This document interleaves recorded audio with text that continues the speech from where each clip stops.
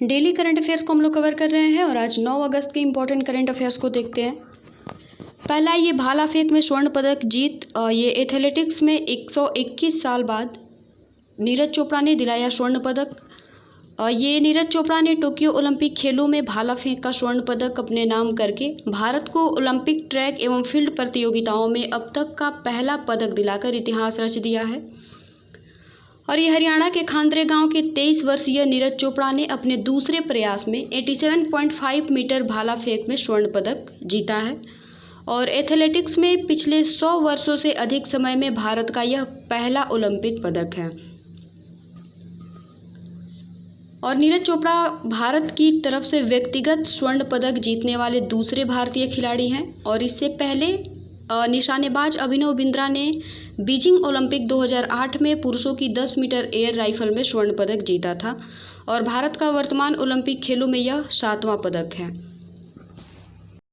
Next है, ये railway track पर हाइड्रोजन से बनी ये ट्रेन चलेंगी और रेलवे ने हाइड्रोजन से चलने वाली पहली ट्रेन शुरू करने की घोषणा की है और भारत, जर्मनी और पोलैंड के बाद वैकल्पिक ईंधन का प्रयोग शुरू करने वाला विश्व का तीसरा देश बन जाएगा।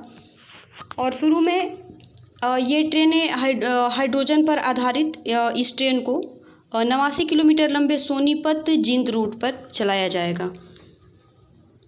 इस प्रकार की ट्रेन को चलाने वाला पहला देश जर्मनी है और दूसरा पोलैंड है और तीसरे नंबर पर भारत होगा।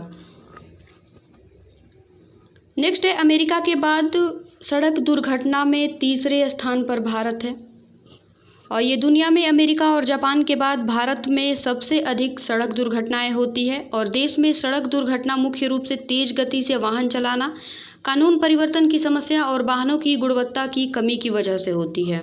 और ये दरअसल ये हाल ही में संसद में दिए गए एक जवाब में यह जानकारी सामने आई है। मंत्रालय ने इंटरनेशनल ग्रेड फेडरेशन के वर्ल्ड रोड स्टेडियम 2018 की रिपोर्ट का हवाला देते हुए यह जानकारी दी है कि अमेरिका इन दुर्घटनाओं के आंकड़ों के हिसाब से लगभग पहले स्थान पर है, जो कि और दूसरे स्थान पर जापान है और तीसरे स्थान पर भारत है।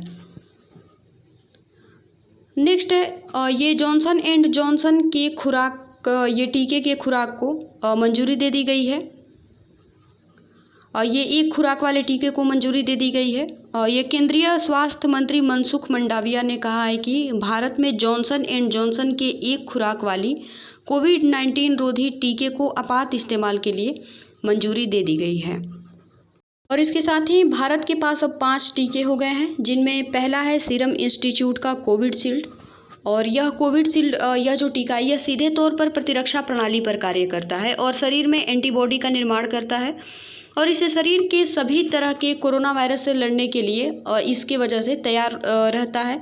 और यह टीका 2 खुराक में है और इसे 2 से 8 डिग्री सेल्सियस तापमान पर रखा जाता है। उसके बाद दूसरा है भारत बायोटेक का टीका कोवैक्सीन। ये भी स्वदेश निर्मित टीका है और यह भी 2 खुराक वाली टीका है। उसके बाद रूस का स्पुतनिक वी है जो कि ये रूस में विकसित किया गया है और यह टीका शरीर में एंटीबॉडी बनाने के लिए एक शीत प्रकार के विषाणु का प्रयोग करता है, जो कि शरीर के लिए पूरी तरह से सुरक्षित होता है। और स्पुतनिक वी की पहली और दूसरी दोनों खुराक अलग अलग दी जाती है।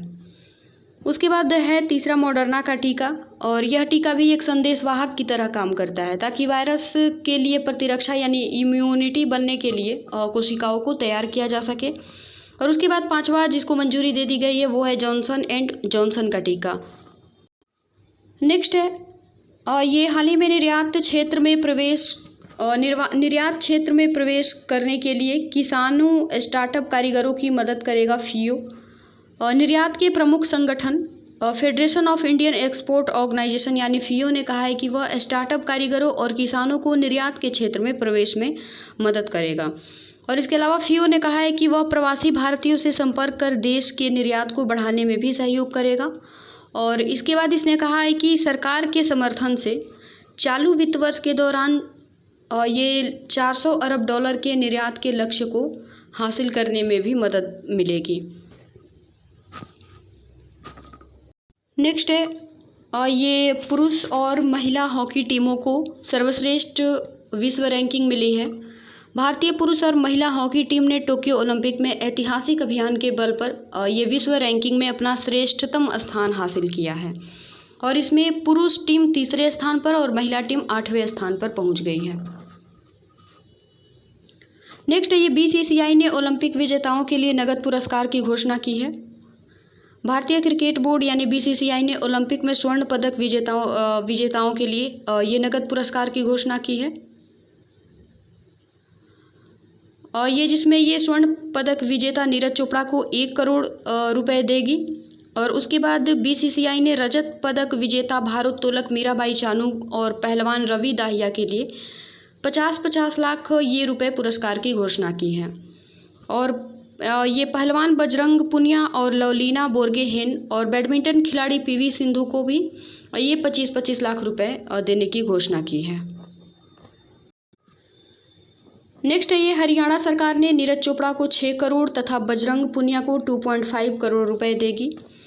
हरियाणा सरकार जिला पानीपत के नीरज चोपड़ा को जैवलिन थ्रो में स्वर्ण पदक जीतने पे 6 करोड़ तथा बजरंग पुनिया को कांस्य पदक जीतने पर ये 2.5 करोड़ नगद पुरस्कार देने की घोषणा की है और नगद पुरस्कार के अलावा राज्य की जो खेल नीति है उसके अनुसार सरकारी नौकरी प्रावधान के तहत नीरज चोपड़ा को पंचकुला में बनने वाले एथलेटिक्स उत्कृष्टता केंद्र में हेड लगाया जाएगा और रियायती दरों पर ये हरियाणा सरकारी विकास प्राधिकरण यानी HSVP का प्लॉट भी दिया जाएगा।